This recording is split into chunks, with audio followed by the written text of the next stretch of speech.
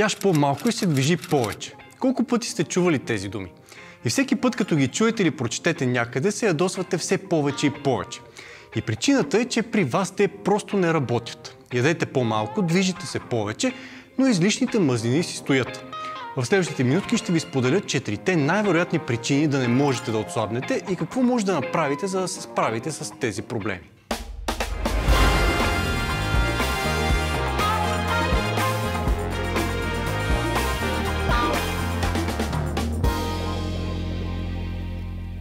Нека разгледаме един колкото хипотетичен, толкова и реален случай, а вие споделете в коментарите дали се припознавате в него. Да речем, че решавате да се отървете от излишните мазнини, които сте натрупали през последните месеци и години. Едва ли има човек, който не знае, че за да се отслабне, трябва да се храним по-малко и да се движим повече. За да знаеш това, определено не трябва да си фитнес експерт. Повечето движение увеличава разхода ни на енергия, а по-малкото храна намалява приема ни на енергия. Така тялото и организмът ни изпадат в състояние, наречено енергиен или калориен дефицит, и за да запълни липсата на енергия, тялото започва да изразходва собствените си енергийни запаси, по-голямата част от които са под формата на излишни телесни мазнини. Намалявате храната, изключвате газираното, спирате хляба, тръгвате на фитнес, минават седмица-две, обаче резултати няма.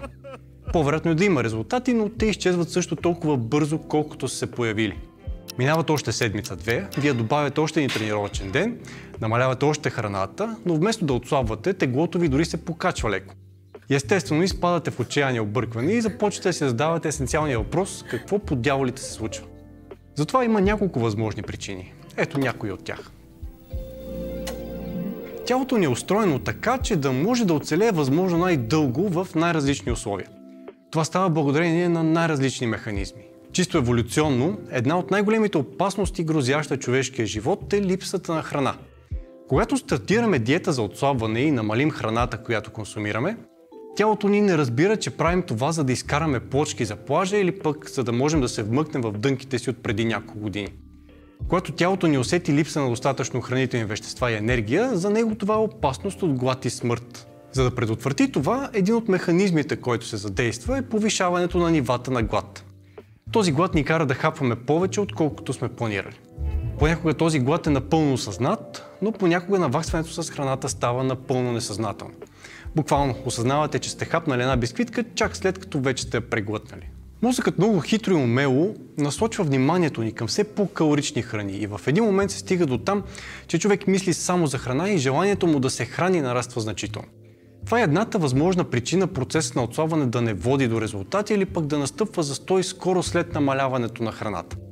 Много хора съвсем несъзнателно си наваксват с храната. Например, може умишлено да изядете 2 филии хляб по-малко с обяда, но 2 часа след това да си наваксате тази липса на енергия с шепа ядки, които по принцип рядко консумирате, но сега правите почти без да искате. Какво може да направите в този случай? Някои биха казали, че е въпрос на воля и въздържание, но волята помага само до определен момент. Когато тази воля е под денонощен натиск от страна на защитните механизми на тялото ни, рано или късно тя поддава. Затова не се самообвинявате, ако и вашата воля ви предава. Едно от най-важните неща, които може да направите, е да намерите начин да поддържате максимално високи нива на ситост, като същевременно с това консумирате възможно най-малко калории. А едни от най-засищащите и същевременно нискокалорични храни са, познахте, плодовете и зеленчуците. Опитайте да дадете повече от тях, това ще ви е от голяма полза. Друг вариант е да упражните много по-голям контрол, като опитате да намалите храненето на база интуиция. Ако интуицията ви подвежда постоянно, то може би ще ви помогне, ако започнете да смятате и следите калориите, които приемате, за да се уверите, че в края на деня приемате точно толкова енергия, колкото трябва, за да поддържате калориен дефицит. Калкулираният начин на хранене, за съжаление, може да бъде много досаден, затова и го избягваме възможно най-много при работата с клиенти на нашите услуги, за които може да научите повече на нашата веб страница bb-team.org, но понякога смятането на калории е наложително, поне за известно време.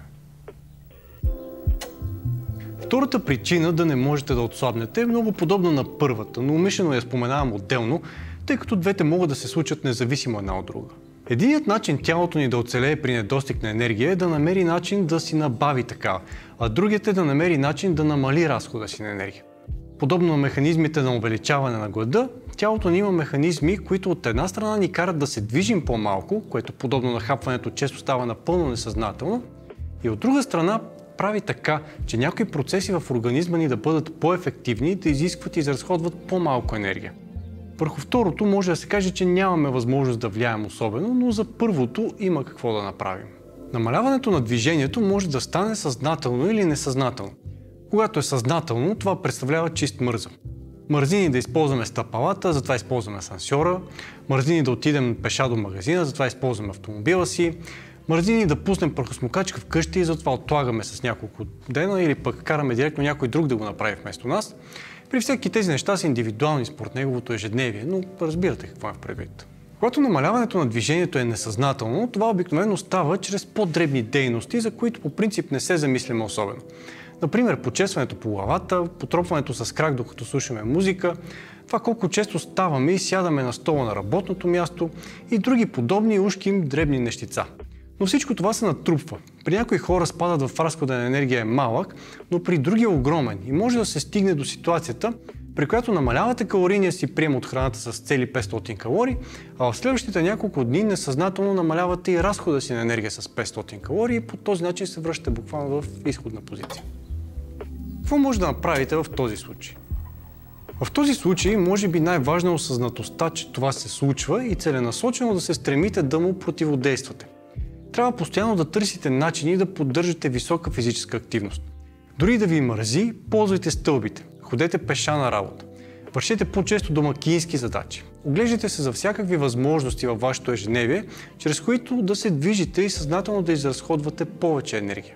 Опитайте също така да следите обективно общата си физическа активност през деня. Един чудесен начин за това е да следите броя крачки, които правите. Затова дори не е необходимо да закупувате специална фитнес джаджа. Повечето смартфони имат вградено приложение за това, а дори вашия да няма, има десетки безплатни приложения, които може да ползвате. Следете колко крачки правите и опитайте да поддържате висок брой такива. Ако приложението показва, че средно правите 5000 крачки на ден, поставете си за цел да правите 6000 или 7000, ако можете дори и повече. Третата най-често срещана причина е грешка в сметките и се отнася най-вече за хората, които следват калкулиран начин на хранене. Много хора намират някой онлайн калкулатор в интернет, пресмятат си калорийния баланс, вадят 500 калории и започват да приемат толкова калории, смятайки, че със сигурност са постигнали калориен дефицит. Важно обаче да знаете, че всички тези калкулатори и формули в интернет не са 100% точни. Затова не гледайте на тях като на чиста монета. Чисто и просто, ако не отслабвате и не се наблюдава никаква промяна в телесната ви композиция, то по дефиниция не сте в калориен дефицит, независимо какво показват формулите. Ако ползвате такъв тип формули и калкулатори, гледайте на тях като на отправна точка и напасвайте нещата според резултатите във времето. И помнете, че неутралният калориен баланс не е фиксирано число, а променлива. Тази променлива зависи от много фактори и днес може да е една, а утре коренно различна. И не на последно място по важност, много хора не взимат под внимание положителната рекомпозиция, която е възможно да се случва. Положителна рекомпозиция означава, че едновременно губите телесни мазнини и покачвате мускулна маса. Така замествате едно тегло с друго.